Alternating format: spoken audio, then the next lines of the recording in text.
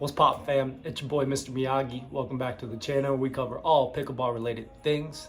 Today is part 2 of the 3-part episode we did with Mr. Wayman Pete.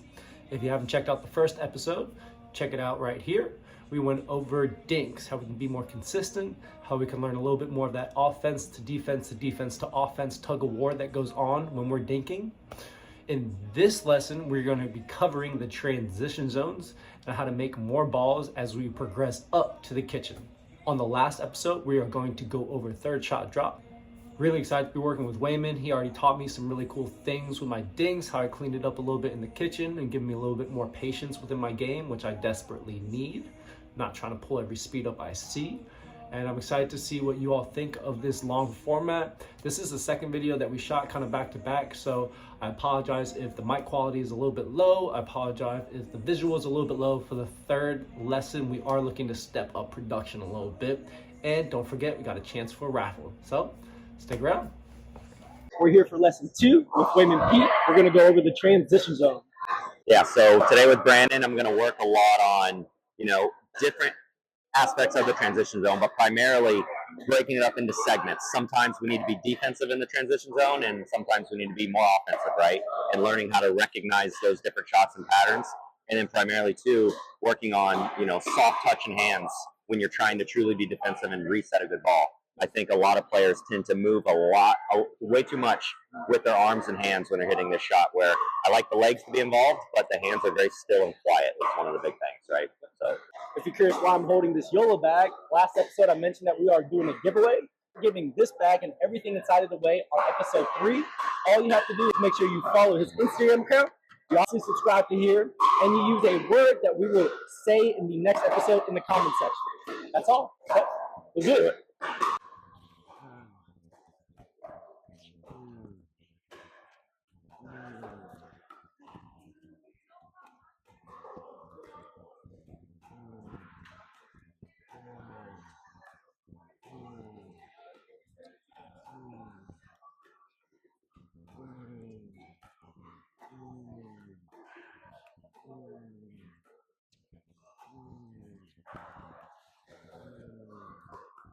let's go right, you and me.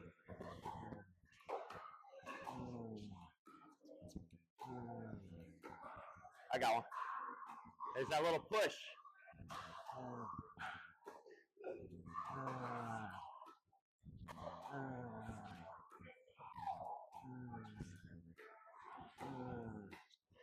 That's the shot, though. You get that. I'm off balance.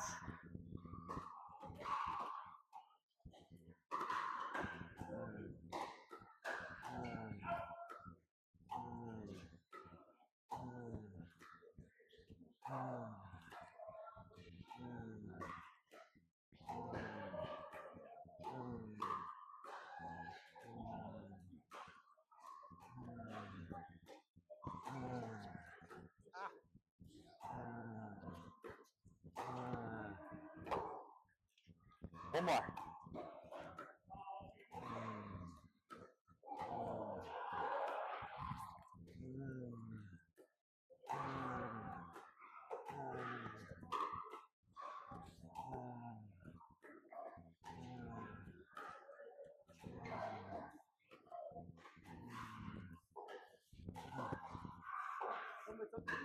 I see those no looks.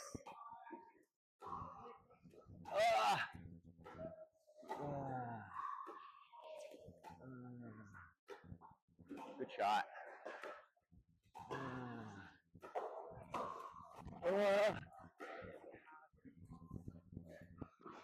That's an offensive shot. Should have gone defensive. Here we go.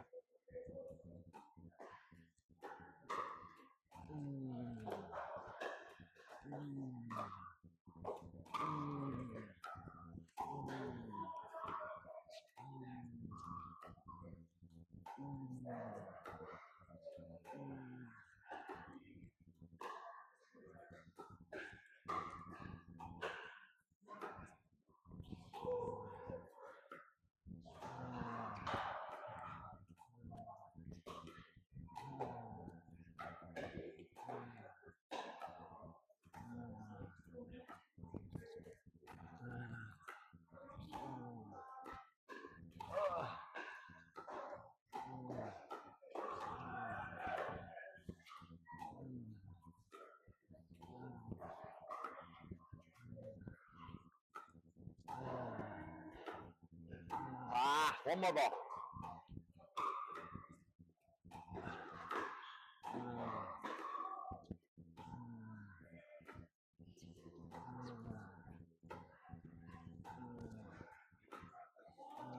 Good shot. Last ball.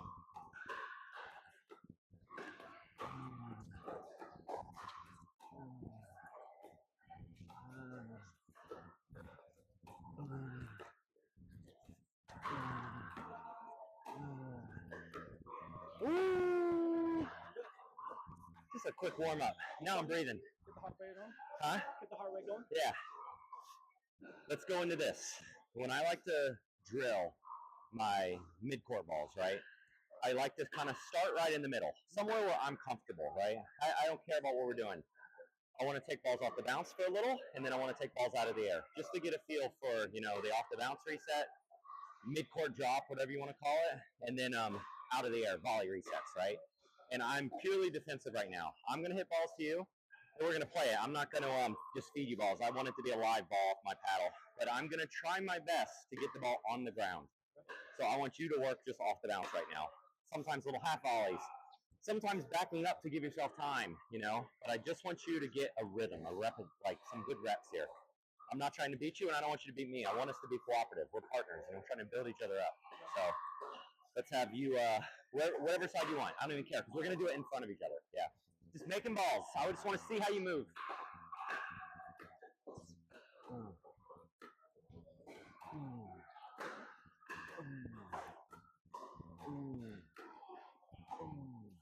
Yep.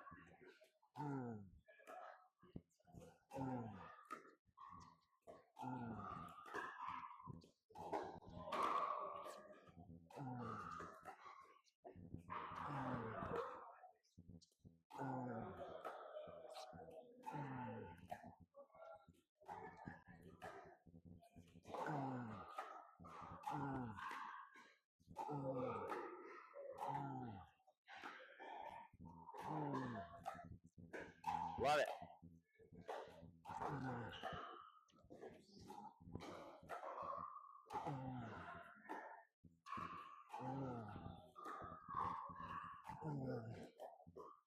Good. That's a lot. So with something like that, all I'm focusing on is the person at the kitchen line is trying to roll the ball well, get it at your feet. Because generally speaking, I don't lose a lot of points as the net player if I can get the ball on the ground.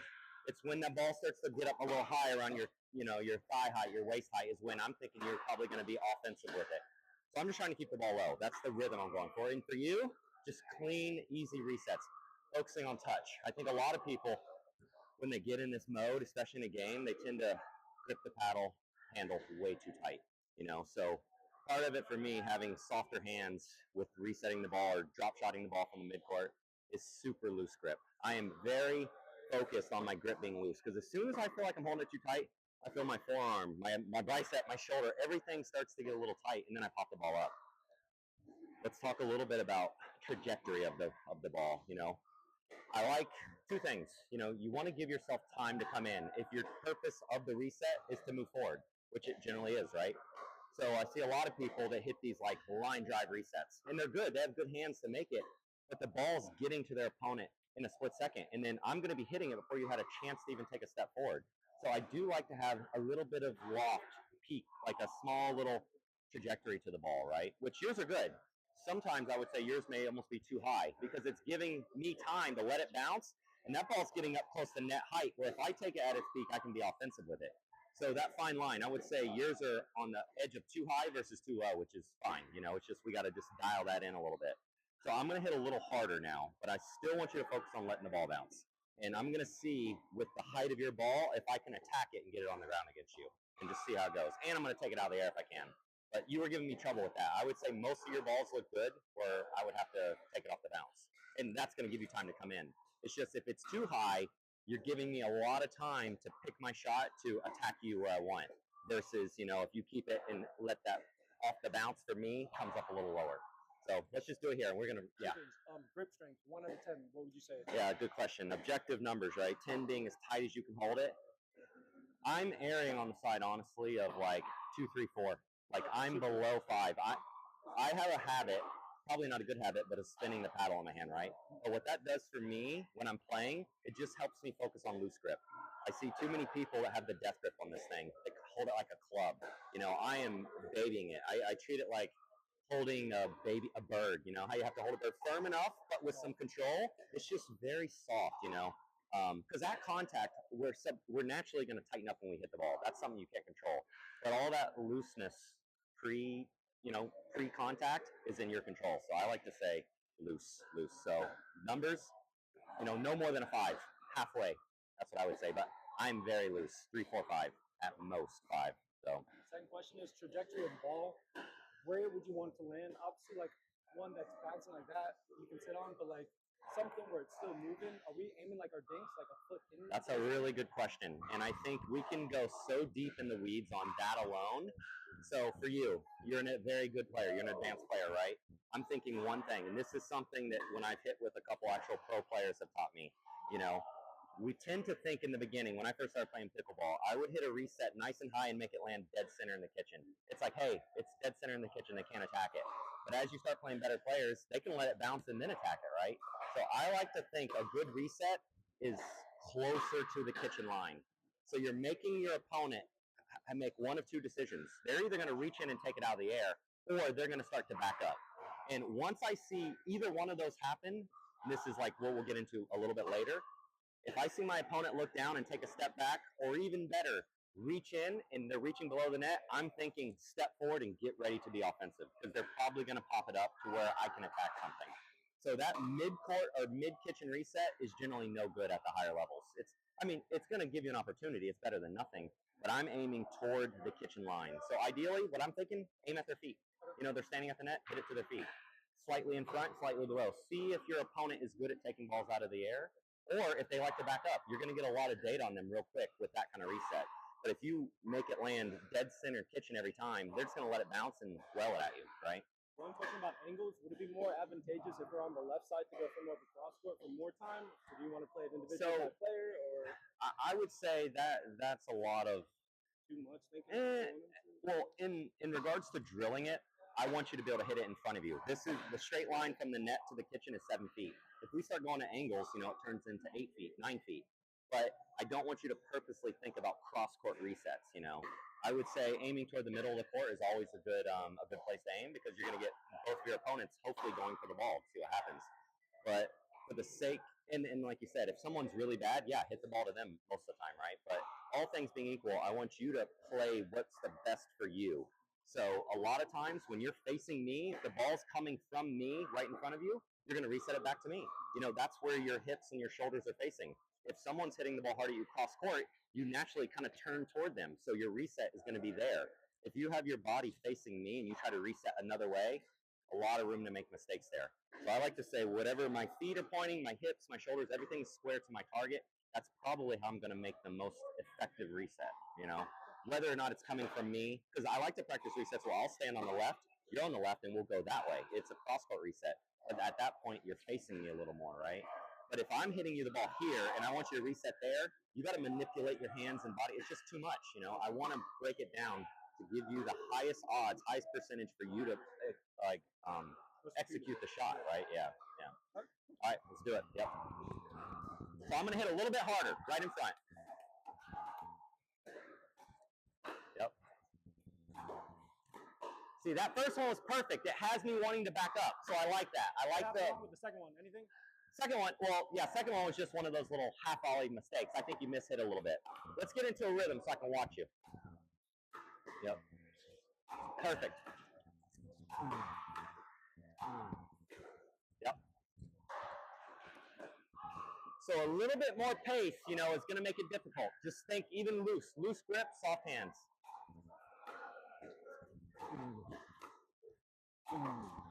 Yep.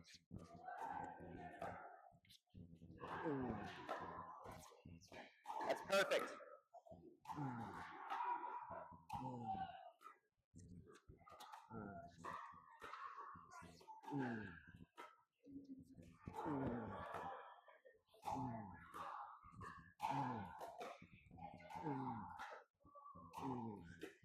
Nice.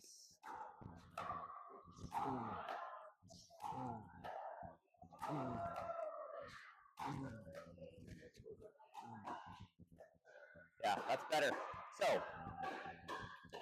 now, one thing, we're kind of going to the next phase here. What I'm noticing about where you're standing, if we break up the baseline to kitchen line into thirds, right? I would say this is about the first third of the midcourt. Where you were hanging out is the back third. Now, the back third is fine. It gives you more time. But what it also does, it allows me, your opponent right now, to hit a lot of balls on the ground at your feet. So what I want to do is break up these sections, right? The closer you are, meaning like you hit a really good reset from here, right? I want you coming it to at least the first third. What you're going to do is you're going to shorten that court so much to where now, for me to hit a good shot at your feet, what I'm trying to execute, I got to hit it soft, and it's going to be easy. Or my other option is try to hit it through you or hit a hard ball. And if I'm doing that, you're going to start to recognize it.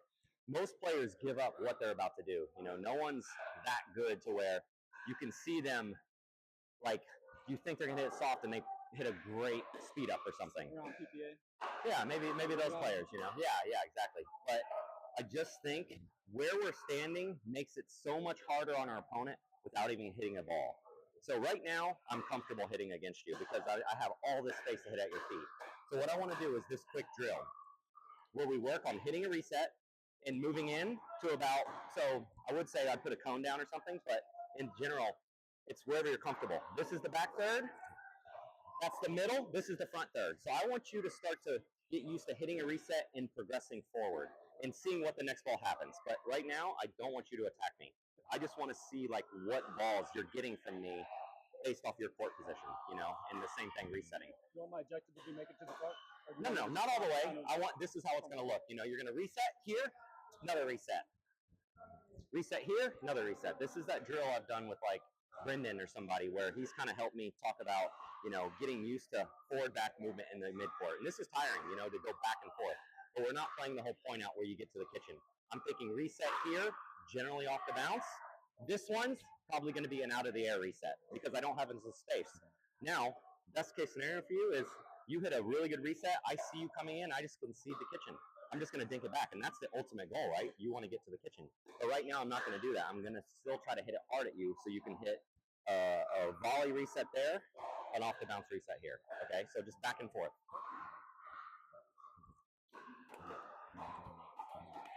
All right, here we go.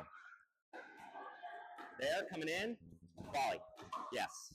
Same thing, back and forth. Ooh.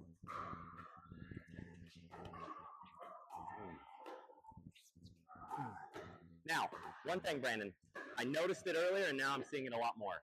You love your forehand reset, your forehand off the bounce.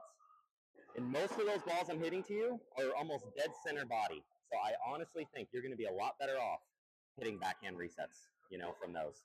And this is like something I think when I watch really good players, they tend to lean more on that backhand for most reset mid-court balls, even attacks, Because if that ball is high, where you literally, that last ball, you took out of the air around your waist, but it was right in your body. If you, in theory, should want to be offensive with that, it's impossible for you.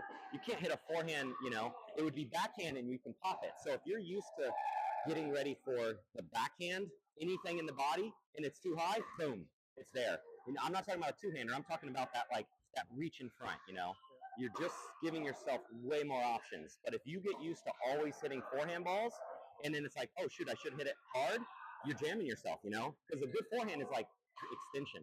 From here, backhand all day. So for the purpose of this, I'm going to focus on your body, in between your legs, and when you come up at your waistline, belly button, backhands. I want to see what your backhand looks like. It's going to give you more opportunities as we get better with this. Yep. Yeah. That looks so much better to me. Yep. Here we go. Soft hands. Yep. Yep.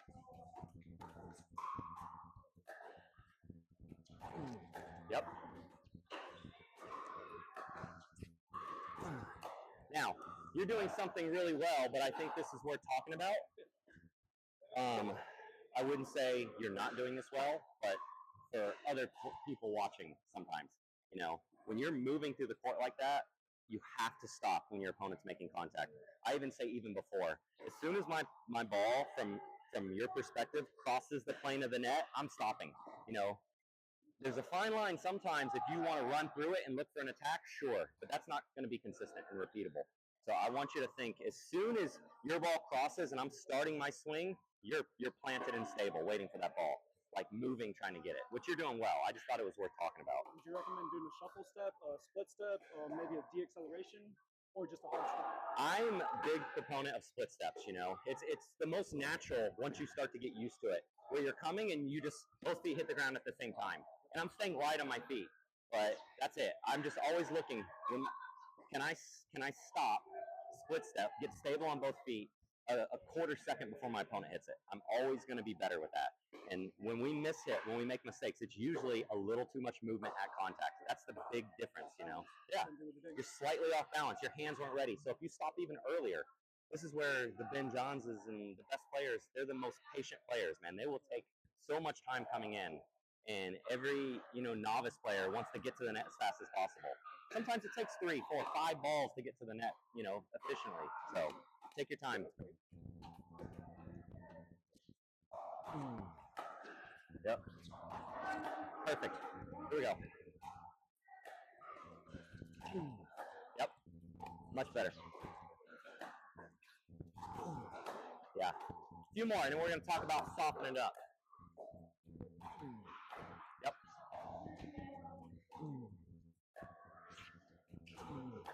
That's a tough one. I caught the net there. Give me like 2 more of those. Yep.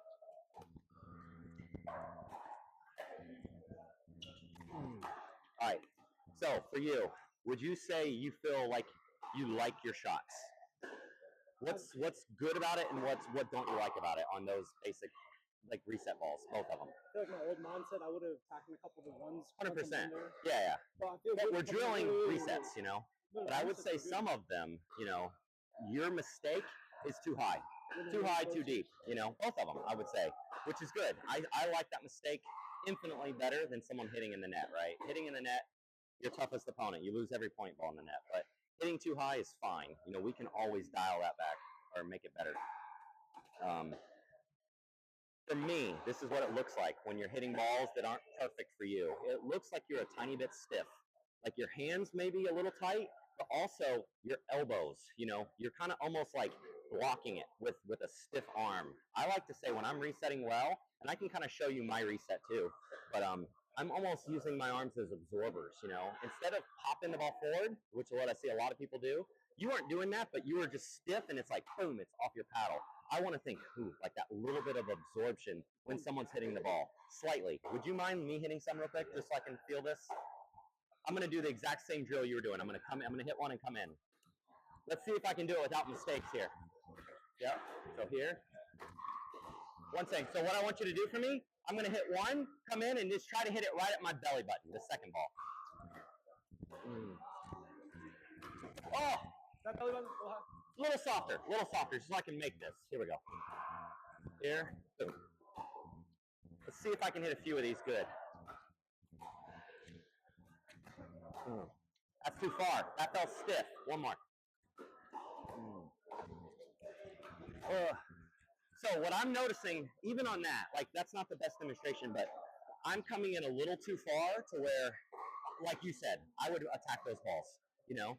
So I think a better way to practice this drill is back third to the midcourt, you know? Because as soon as I start to get that far up, if someone doesn't concede the kitchen, I'm generally being offensive, you know, every time. So moving back or reverting back, I don't feel like it's the best thing to practice. Like me trying to reset here when you're ripping it at me. You know, that's why as the feeder, I want to focus on making sure I get that ball low. So I'm building good habits for your mind. Otherwise, it's like, I don't want you to reset this. I want you to attack that, right? So I think to make this drill a little bit better would just be back third and coming in a little bit, you know, where you probably still would be on the borderline of offense defense. Because once you're up close and it's high, that's 100% offense. I want you to do something with that ball. I want you to create. But the big thing is, I just feel when I'm doing it, my hands, man, if you just look, I am so loose when I'm hitting that ball. And just looking at you, it looked like you were a little tight. I don't know what you're feeling, but some of them just tiny bit stiff. you know. I have to make myself a wall to get that like backboard shot. That if you just throw a ball at the backboard, yeah, it's coming back with the same power. So sometimes you got to make yourself a soft wall. Like, what would you do? Yeah, but yeah. So I mean, so a lot of things. You know, you can loosen up your grip. So at contact, your paddle's a little mushy. We'll call it. You know, or because if you're a stiff wall and I throw a ball against you, it's going to come back with equal force, right? So you can't just go stiff, because I teach people how to hit a backhand volley, and they go like this and hold it, and it's like boom, right off. I'm like, okay, if you want to hit the ball short, sometimes we have to absorb a little bit. And I think I'm not. It's that's a good concept, because whenever I do hit my drop volleys, it is my paddle's pulling back. yes, yeah. You're kind of coming. You're trying to take pace off. So that's where you're becoming a squishy wall, right? A soft wall, something like that. You got to absorb it a little bit. Think about if you threw a ball against a foam wall. It's gonna die, and that's what you need to hit a good reset. You know, you don't need to be a piece of drywall. I want you to be a piece of wet drywall, something a little, you know, just absorbing. And we accomplish that a lot of different ways, I think. You know, and it's different for everybody. I don't want you to purposely think about at contact pulling back. That's bad. That's not gonna help. But I'm thinking soft and like, you ever, you know, you've done this drill. This is a really good drill for people to practice. I used to do this with tennis all the time. You know, you hit a ball up, hit one, and then do the catch. Hit one, do the catch. That helps us develop, you know, because if we're stiff and I try to catch it stiff, it's popping up, right? So this, I'm not absorbing, but I'm just kind of meeting the ball. That is a simple little drill you can do. You need soft hands to do that. And if I take a lot of beginners out here, they're going to struggle with that. You'd be good at it. You know, you have the hand skills, but that's what I want you to think about when you're trying to soften a shot. Just like you do on your little drop volley. You know, you're good at that. So it's one of those things to be softer. Make your hands quieter. One part that might be tripping me up is sometimes the pace is a lot different. And the harder ball, yes, a lot softer, but the softer balls that come in, that when you want to. And honestly, that is spending the hours on this drill court. When you're doing it with a live person, you know, I'm not feeding you the same ball. I'm reacting to it. And that's where, when I teach a lot of people, I like to start with a perfect feed. I want them to build perfect technique, perfect habits. And then I'm like, okay, now we're going to do it live ball, meaning same thing, but I'm going to hit it back to you and react to your ball. And then that's where that pace and angle and positions change dramatically. So you got to react to that. And I think that's what you said. It's hard. If you're trying to focus on learning a perfect technique and I hit the ball softer, well, of course you can't absorb it then. You got to hit it back to me, you know? So you're just trying to fine tune and get some muscle memory of what it feels like for every shot. And as you get better, like, I mean, I've spent countless hours drilling and I don't think about it. And I think that's what you do when you start to play. And then in the game, you see someone about to hit hard, you're starting to get a little softer. If you see someone trying to roll the ball a lot, you know you're going to have to push that ball a little bit, you know? And it's just feel, you know? It's hard to teach those things, but it's easy to teach you technique on a drill court. I'll feed you 100 balls, you get it down, okay, so now let's do it where I'm hitting it to you. And then you start to develop that feel. And when you make a mistake, the next ball, you're like, I'm going to hit a little more, I'm going to take a little bit off of it. And it's just that endless repetition if you want to get really good. All right, here we go. Better. Do it again. Yep. I'm going to keep it going back and forth. Oh, good shot. Back. And keep it going. Like a good rhythm. Ah. Yep. Love that.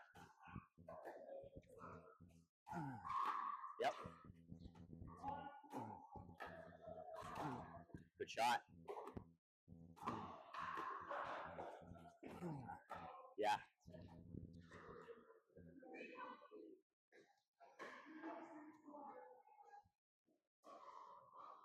Here we go. Ooh. Do that every time. Yep.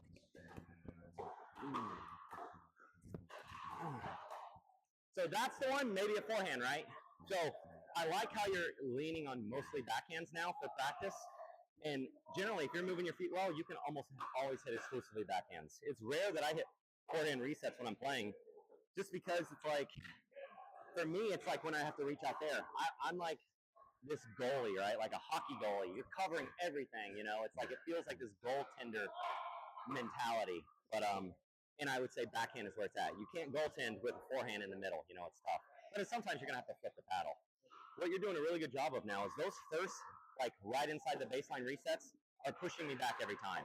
I feel like if I reach in there and try to hit it, I'm going to pop it up because I'm reaching below the net. And that's where you're looking, done. You're going to finish me at that time. I felt? I went to like 2 or 3, like literally, I'm like this. Soft, and it helped? The first like 4. Yeah, they're perfect. Wow. And now you're probably not out of 2 right at contact. You're naturally, yeah. But what I mean is it's like right at contact, you have to firm up a little. But if you're a little in that very low grip pressure to start, it just keeps everything loose. It helps create that soft wall, you know. You're built like a hard wall. Be soft, man. Be a little mushy. Be a little mushy. All right, here we go. Come on, pick it up. Here we go.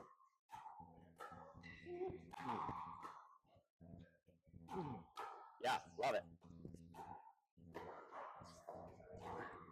Those are perfect. Can't attack that.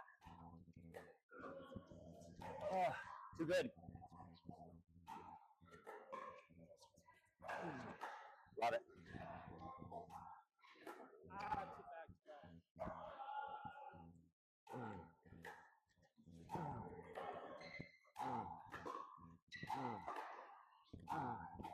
Yes. Soft, soft, soft.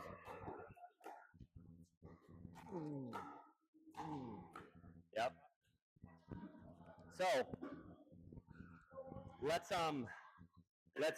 progress this drill a little bit by you starting inside the baseline, and you got to reset until you get to the kitchen.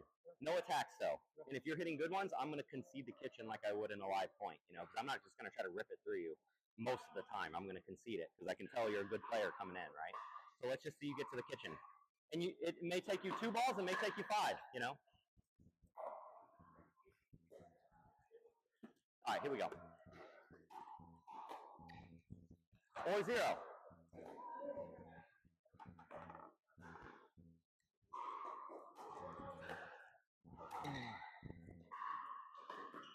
Just out of my reach.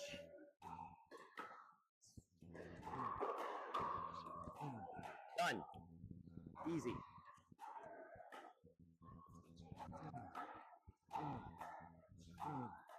Yes, perfect. Yep. Yeah, maybe, because I mean, you're kind of sliding over there. And it's just less effort to kind of do that, right? So you're hitting such good balls on that first ball where with your length, your speed, your dynamic ability, you're going to get to the kitchen off that first ball. You are. So for the sake of the drill, slow it down. Force yourself to hit 1 in the back, 1 in the middle, and then 1 at the third. Just be patient. And that's going to train your mind to know how confident you can be moving slow. And then, you know, hell, say you go deep in a tournament, playing 8 hours of extreme fast dynamic movement is going to wear you out. I don't care how in shape you are. So if you develop patience early on, you can win games by conserving energy in a way, just by playing smooth, you know, and calm, confident.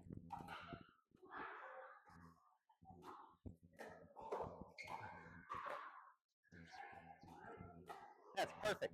That's a better rhythm right there.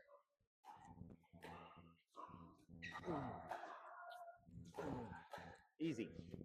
And on that one, you probably would have attacked me, yeah.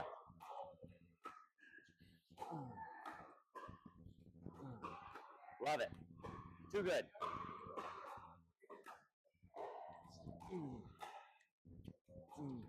Yep. I feel the pressure.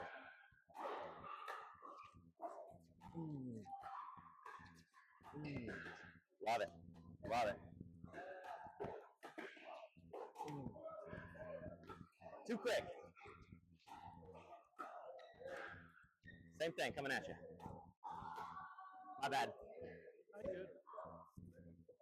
If I'm reaching from my forehand, low, my tip's still low. Did you say, should you drop the head? Like, yeah. My head's still low. If I'm not... For me, what I'm thinking, I'm not trying to get it vertical. I would say below my wrist. I don't want this horizontal grip or above, but I'm like slightly 45 degrees or something. That's just where I feel comfortable. Because then if the ball's coming at you fast, you get into that like kind of scoop motion, right? It's like almost behind you and we're like popping like that, yeah. So I'm not saying like completely vertical. I'll hit you some over there. Yeah. Love it. Then you're there. Yep. But when you hit that first one, you were like this. About 45, yeah.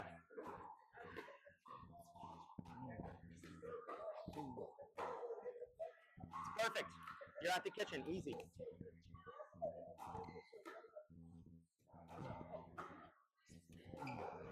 Too good. Patience.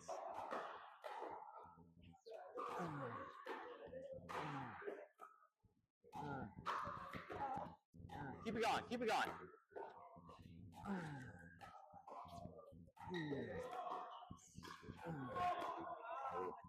Trying to trip you up.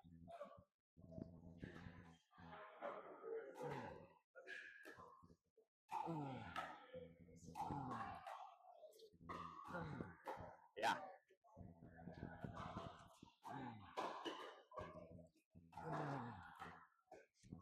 And sometimes what I notice too, for me, when I'm playing competitive pickleball, when I hit softer from this side of the court and I roll the ball and I mix it up, my opponents miss more.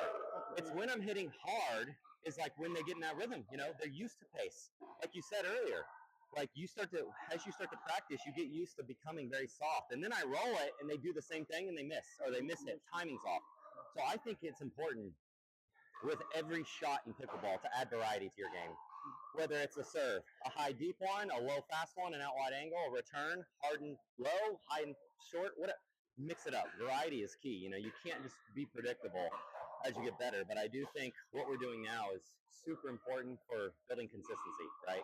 But variety is the next step. It's like, you know, I know if I hit you 100 balls perfectly at the same pace, you're going to make 99 of them.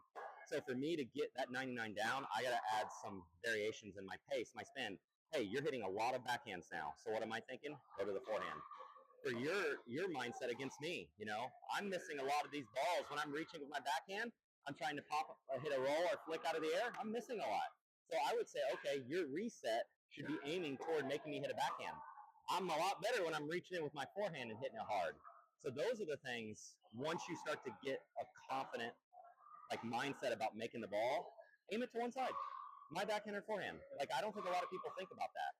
You know, it's like I'm going to be more successful hitting a reset to most people's backhand out of the air because that's a really difficult shot, you know, versus forehand. People can hit forehands well, just generally speaking, right? So I don't know if you're thinking about that, but when we play like a point play, but in fact, let's do it now. Let's go into a point. You're coming up. You're not allowed to attack me, though. The only way you can beat me is by coming into the kitchen, and then I'm going to give you a ball. So by you winning the point, it just means you got to the kitchen, right? So I'm going to do everything I can to keep you back. Hit it hard, hit it soft, but you got to show me that you can like aim your resets a little bit, backhand or forehand. Now I know you're probably going to go all to my backhand now, right? So I'm going to hit little two-handed rolls or really try to reach in there, but just see if you can have a little bit of intention with your shot versus just focusing on technique. Now it's the next level about, you know, hitting the shot where you want with some purpose. Like, what are you doing with it? If you or you notice your opponent starts doing the soft rolls because you understand that the hard ones aren't working, with the softer, slower pace, should we change from a reset to maybe like a mid drop? Like to add, like if it's just sitting there instead of me just like. Oh, for sure. Yeah, I would say if you have time to do that, yeah, then it becomes like a slow drop shot where you have to come through the ball. Or it's an extra long dink, you know? Yeah, I don't want to just get used to this. But if you're in that two-handed bind and it's soft, you can spin that thing and roll it. You know, you have a lot of options, and I do that a lot. When I come into the net and I think people are like, okay, he's going to reset the ball well, so he'll hit it soft, and I'm like, okay, now I have time, and I'll create offense off the bounce with a roll shot, mixing it up, something like that. So there's just so many layers that you can think about. But I do think the foundation needs to be built strong first, you know? So let's try that.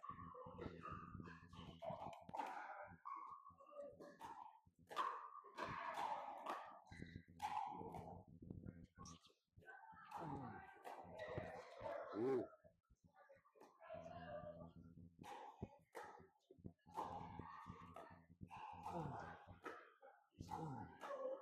Yeah, you got the kitchen, that's it. I'm going to try to keep you back. Yeah. So I like to go there with my shot a lot. Just learning each other's patterns.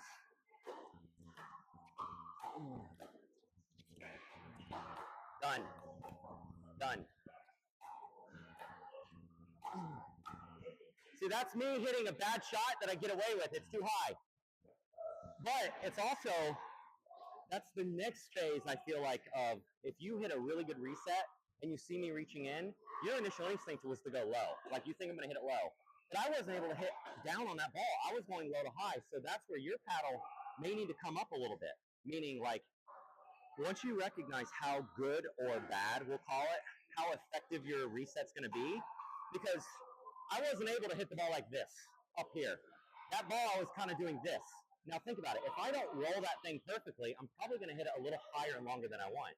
So that is something you got to start recognizing as you come in. Is your opponent reaching below the net to take it out of the air? If so, they have to hit up on the ball before the ball comes down every time.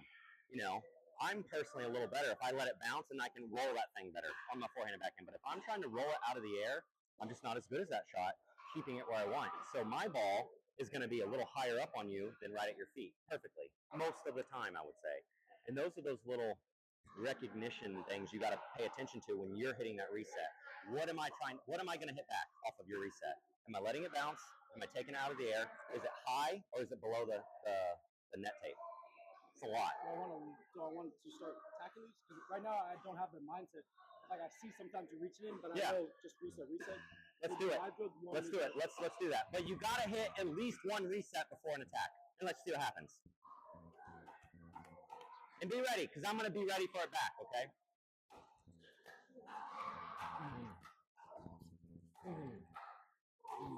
My bad. My bad. Same thing. So you'll get an attack ball here. Yeah, that's done. Good shot. You had me backing all the way up.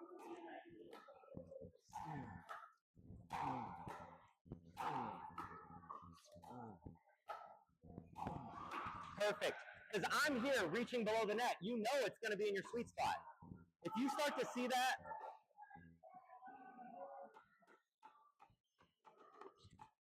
that's perfection.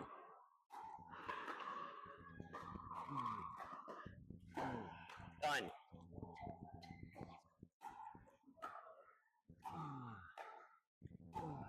Woo! Love it.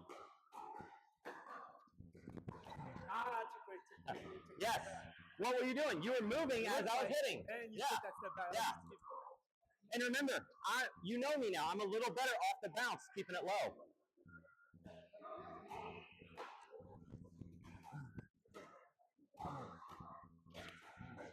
Yeah.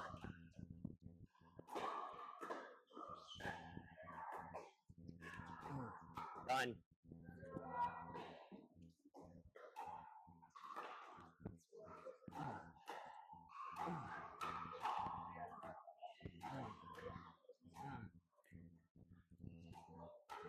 Yeah. Perfect. Oh.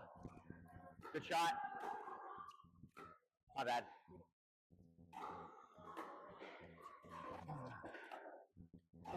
Oh, see? Yeah. Sorry. No, that's perfect. I need that. That I'm making too much motion. Yeah.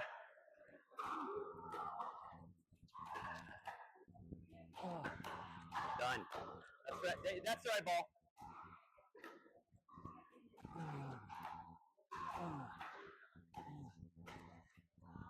I'm giving up on that one. You're going to kill me. Yes. That's it.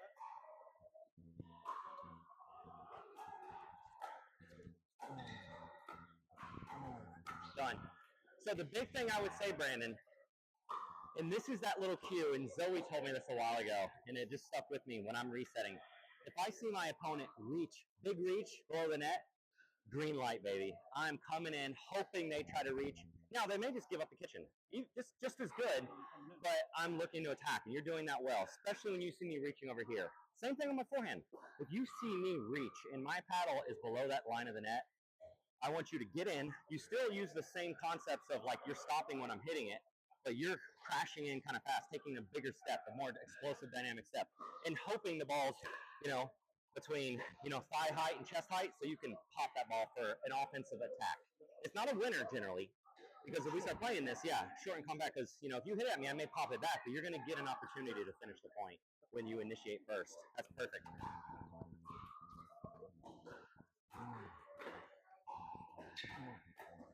Yeah, so even that one, attack. After the first ball, if it's there, go ahead.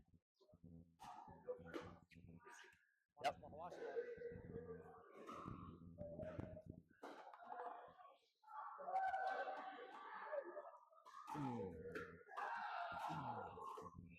I got lucky off the net.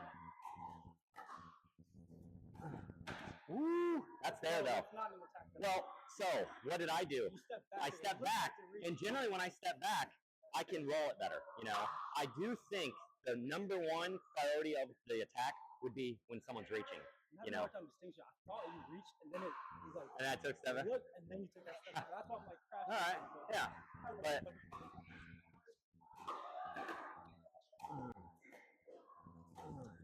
Done. Too easy.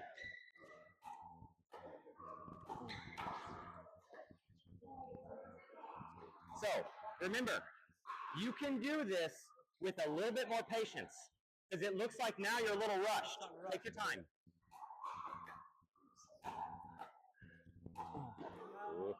You're moving as I'm reaching. Now that's not a bad shot, but I still want the basic principles to apply.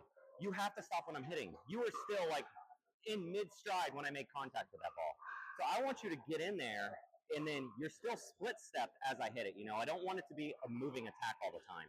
So you just still have to develop the patience with the offense, you know, because once I see you moving and I'm reaching, I hopefully can more than not dictate where the ball goes or keep it low.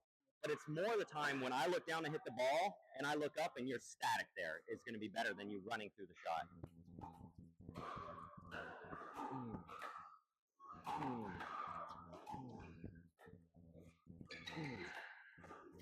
Done.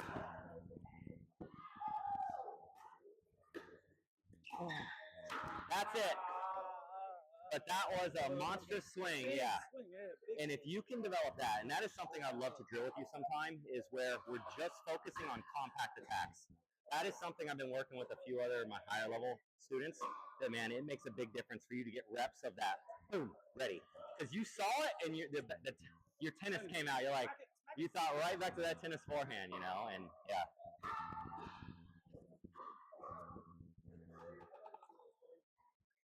Here we go.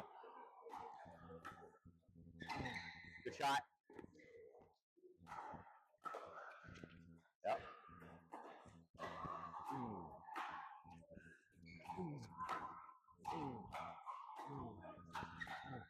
Love it. Here we go.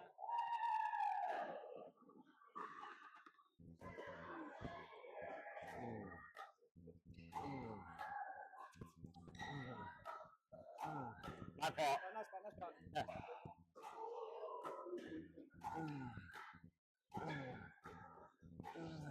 Yeah, controlled.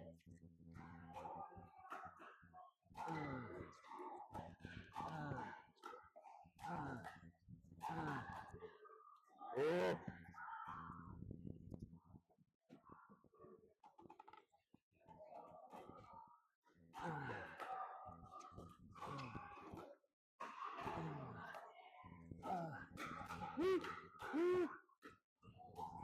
Done.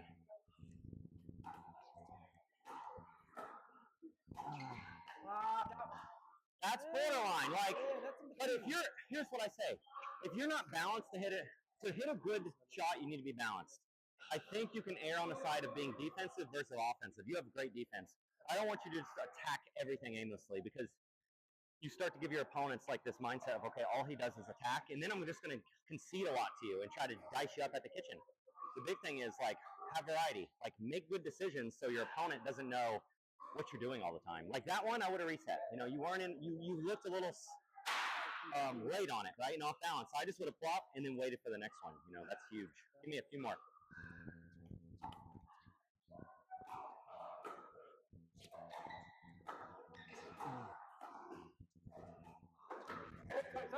My bad. I was going line. That was a good roll.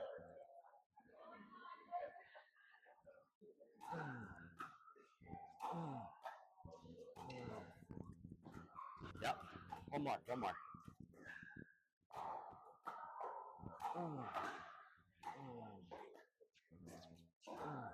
Done.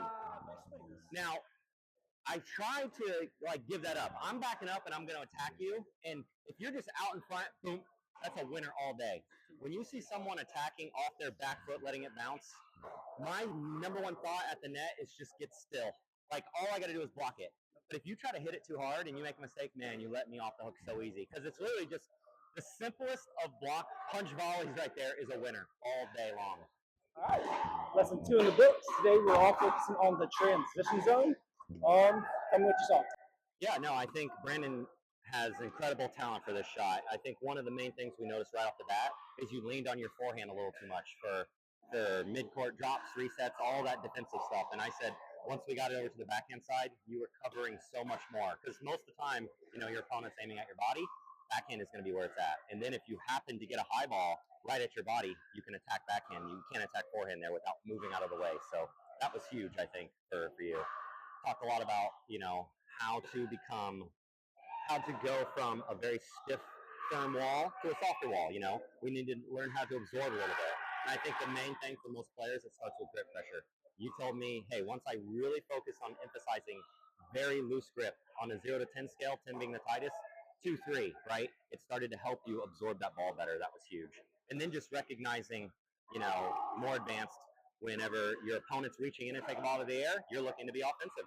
When I step back and hit a roll, maybe I'm going to hit it lower. You know, just learning that tug of war between offense and defense with your opponent is crucial. And getting to the kitchen with the number one thing, patience. Taking your time. When we rush through our shots, we generally miss. And I think you noticed that really quickly.